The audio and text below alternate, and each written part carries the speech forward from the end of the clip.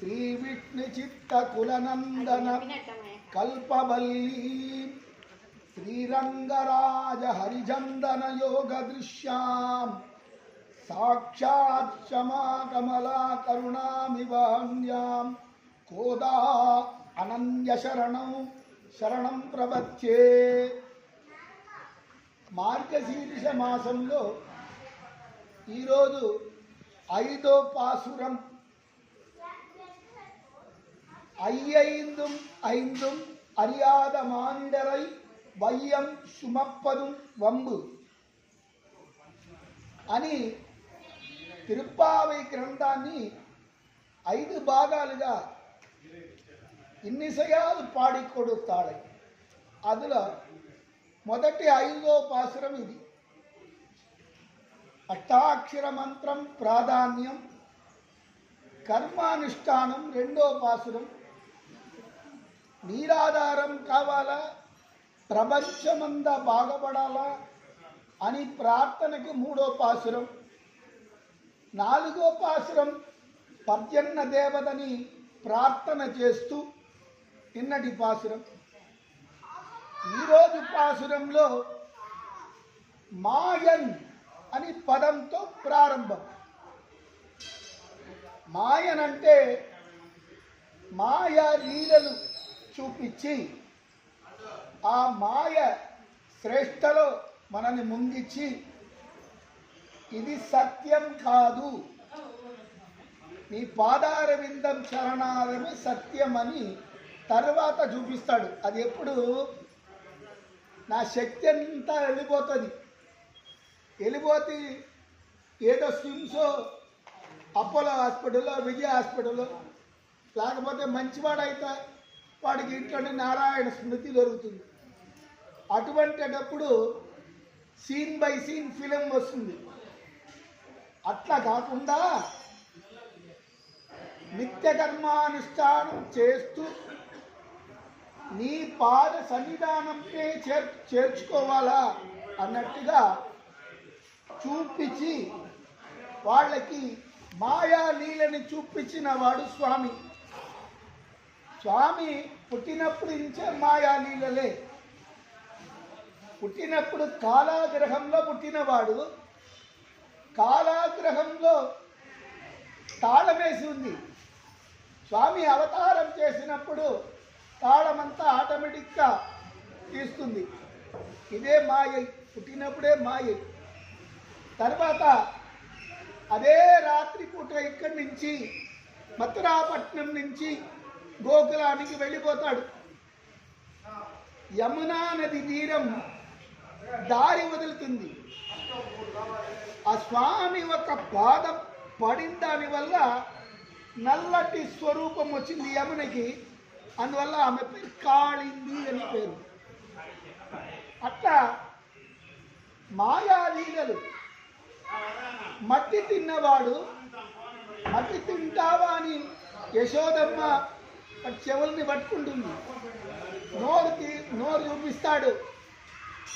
ఆ నోటి లోపల అండ సరాసరం లోపల ఉంటుంది. అది చూసిన వెంటనే యశోదమ్మ భయపడుతుందో ఏమో అని వెంటనే ఆ దృష్టాంతరం మార్చేసేవాడు మాయా లీలలు చేసిన శ్రీకృష్ణుడు.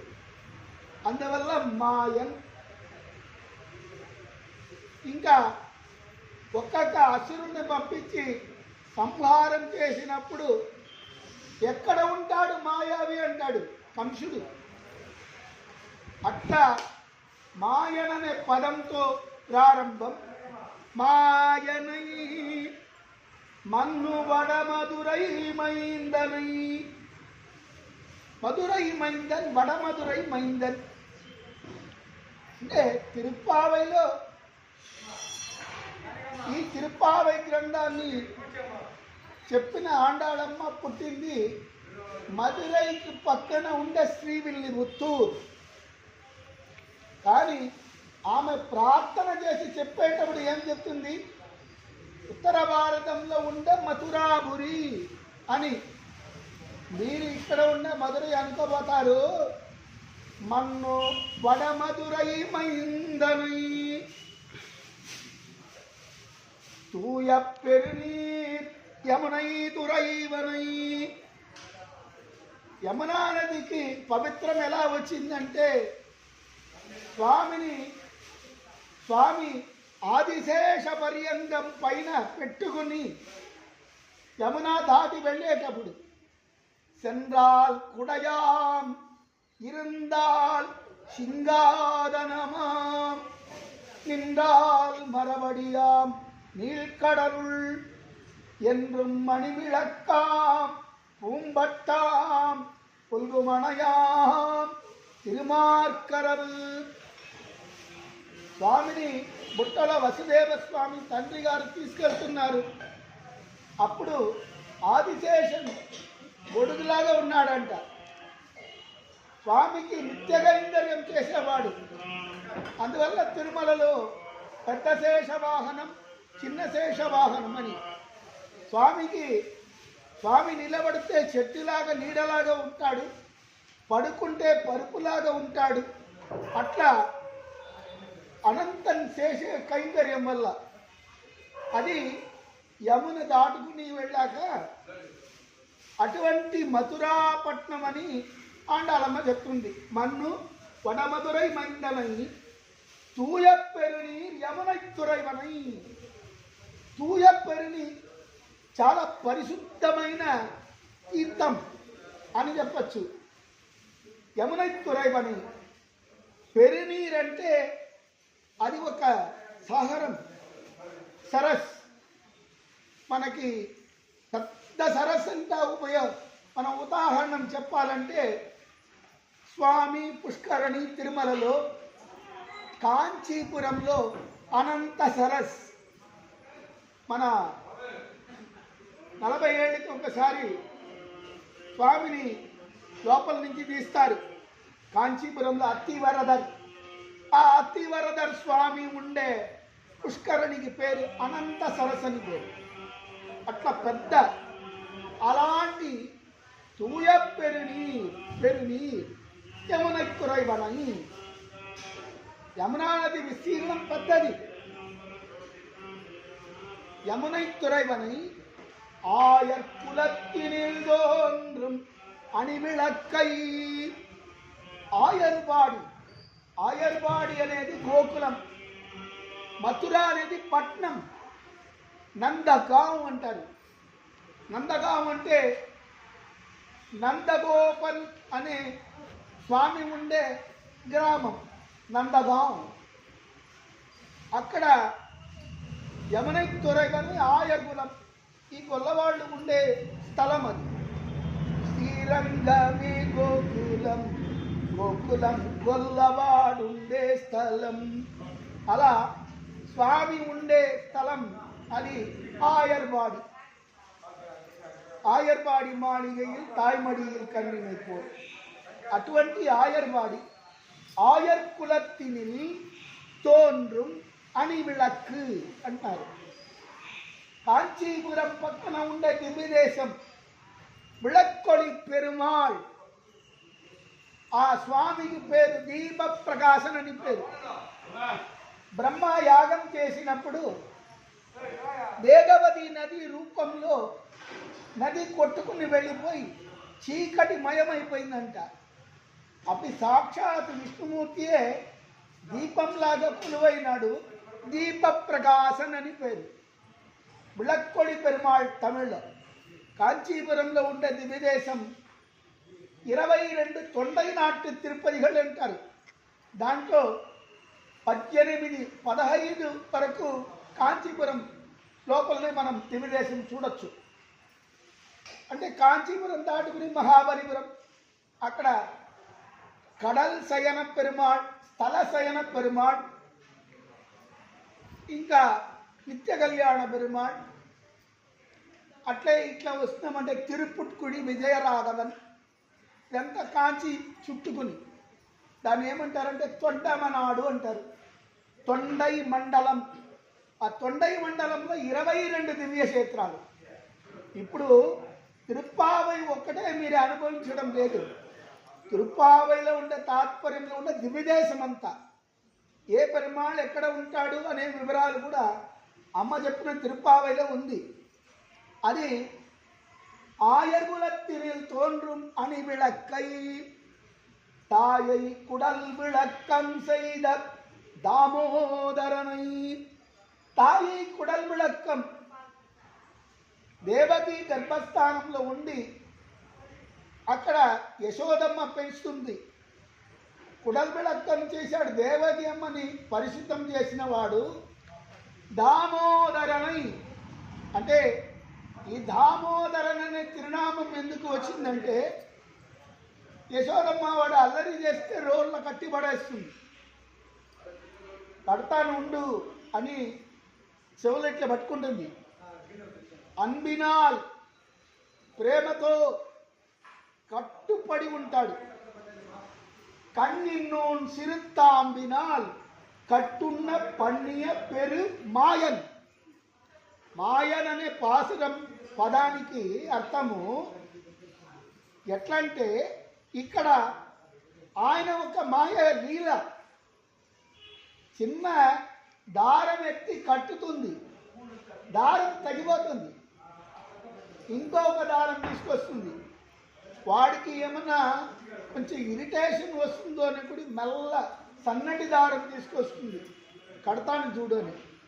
అప్పుడు నవ్వుకుంటాడంట స్వామి, షో ఎంత ప్రయత్నం చేస్తావో నన్ను కట్టి పెట్టడానికి అని చెప్పి అమ్మ నువ్వు కట్టుని బొజ్జని అట్లా సన్నగా చేసుకున్నాడంట. అటువంటి మాయ. దామ అంటే సంస్కృతంలో దారం, ఉదరం అంటే కడుపు.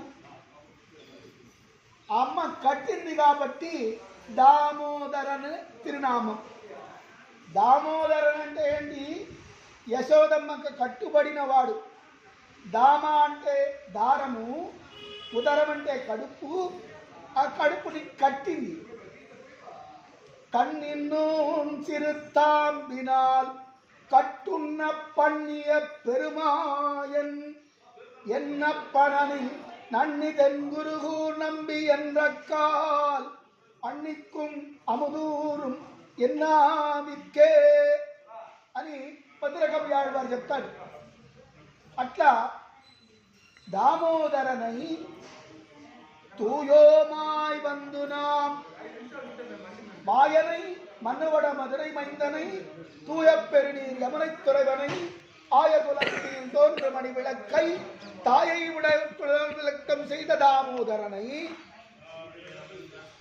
తూయోమాయ్ వందునా తూమలర్ తూవిత్తుడు. చాలా పరిశుద్ధంగా వచ్చి కైంకర్యం చేస్తూ తూమలర్ అన్నారు.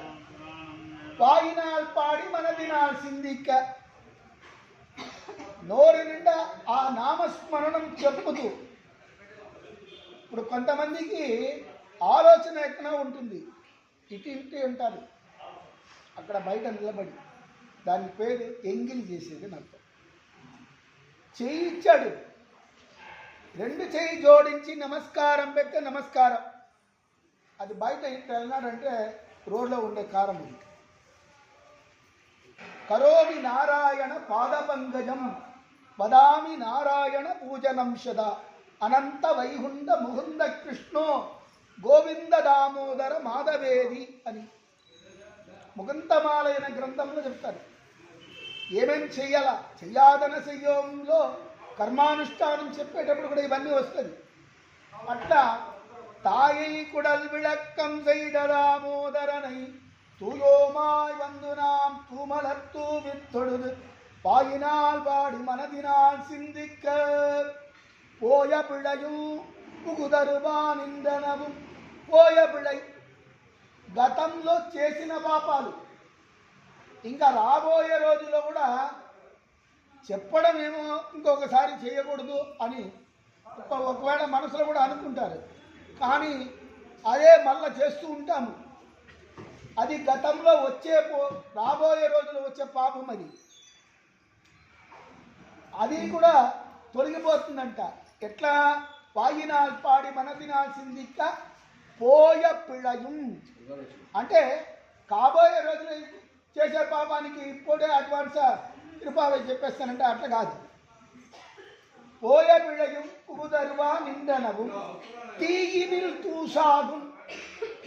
అగ్నిలో అవిసులు వేస్తే ఎట్లా భస్మమైపోతుందో అట్లా ఈ తిరుప్పావై గ్రంథం అని చెప్తే మన పాపాలు తొలగిపోతుందని ఆండాళమ్మ ఈరోజు ప్రార్థన చేసింది.